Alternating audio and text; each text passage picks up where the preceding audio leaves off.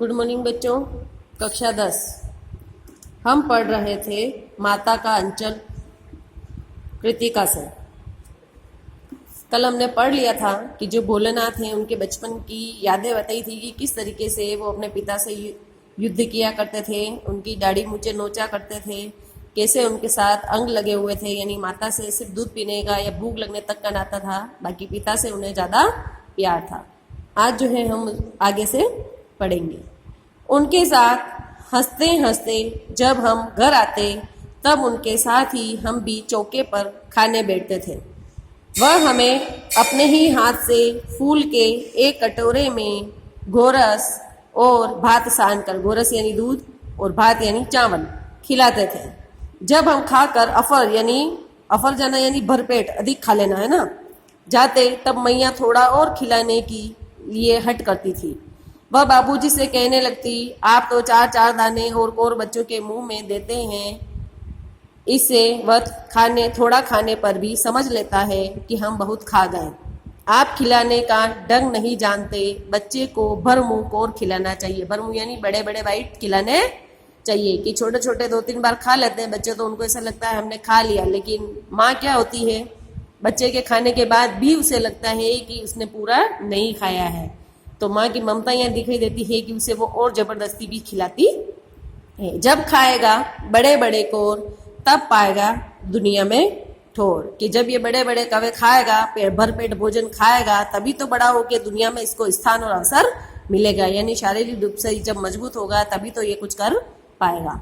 देखिए मैं खिलाती हूँ, मर्द हुए क्या जाने कि बच्चों को कैसे खिलाना चाहिए। मर्द यानी मर्द, यानी आदमी को क्या पता चलता है कि बच्चों को कैसे खिलाया जाता है। और महतारी के हाथ से खाने पर बच्चों का पेट भी भरता है। महतारी यानी माता, कि माँ के हाथ से जब खाना खाते हैं तो बच्चों का पेट भरता है। यह कह वह थाली में दही भात शांति यानी दही और चावल को मिलाती और अलग अलग तोता, मैना, कबूतर, हंस, मोर आदि के बनावटी नाम से कोर बनाकर यह कहते हुए खिलाती जाती कि जल्दी खा लो नहीं तो उड़ जाएंगे। पर हम इन्हें इतनी जल्दी उड़ा जाते कि उड़ने का मौका ही नहीं मिलता था, यानी जल्दी से वो क्या करते थे, उन कौवे को खा लेते थे। उनको ऐसे बच्चों को जो है थोड़ा बहला फुसला कर खिलाना पड़ता है। जब हम सब बनावटी चिड़ियों को चट कर जाते, बनावटी चिड़िया यानी जो उसको चावल हाथ से रोटी वगैरह जो भी खिलाती उसको वो ऐसे चिड़िया कबूतर ऐसे करके उसको खिलाती, तब बाबूजी कहने लगते, अच्छा अब तुम राजा हो जाओ, खेलो, कि अब तुम जीत गए हो, खाना खा लिया है, अब हो गए राजा बन गए हो तुम, जाओ अब खेलो। बस हम उठकर उछल कूदने लगते, फिर रस्सी में बंधा हुआ काठ का घोड़ा लेकर नंग धड़ंग बाहर गली में निकल जाते। ये गांवों का एरिया बताया हुआ है, जहां आज भी हम जाते हैं तो बच्चों का जो है कपड़ों का भी नहीं होता है, आधे कपड़े होते हैं नंगे, वो दौड़ने लग जाते हैं। जब कभी मैया हमें अचानक पकड़ पाती तब हमारे लाख छटपटाने पर भी एक चुल्लू कड़वा तेल हमारे सिर पर डाल देती। कड़वा तेल यानी यहाँ सरसों का तेल, उनके तेल जो है उनके सिर पर बहुत मालिश करती थी।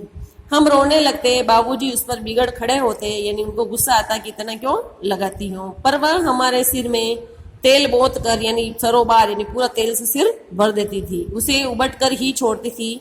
फिर हमारी नाभि लीलार में काजल की बिंदी लगाकर चोटी गूंथती थी और उसमें फूलदार लट्टू बांधकर रंगीन कुर्ता टोपी पहना देती थी।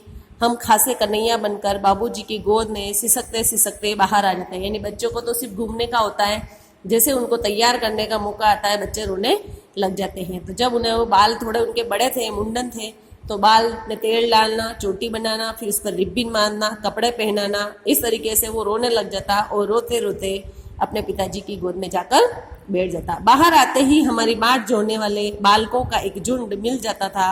हम उन खेल के साथियों को देखते ही सिसकना भूलकर बाबूजी की गोद से उतर पड़ते और अपने हम जोलियों के दल में मिलकर तमाशे करने लग जाते, यानी खेलने लग जाते।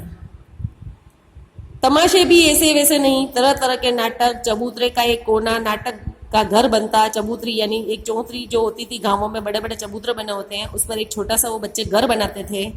बाबूजी जिस छोटी चौकी पर बैठते नहाते थे, यानी जो हम क्या बोलते हैं उसको, लकड़ी का पाटिया या प्लास्टिक का जो होता है, वही उनका रंगमंच बनता। उसी पर सरकंडे के खंभों पर कागज का चंदोआ तान कर मिठाइयों की दुकानें लगाई जाती थी। ये बच्चों के जो हैं खेल बताए गए हैं। उसमें चिलम के खोचे पर कपड़े के थाले में ढेले के लड्डू, पत्तों की पूरी, कचौड़ियाँ, गीली मिट्टी की जलेबियाँ और फूटे गड़ों के टुकड़े के बताशे पैसे बनते।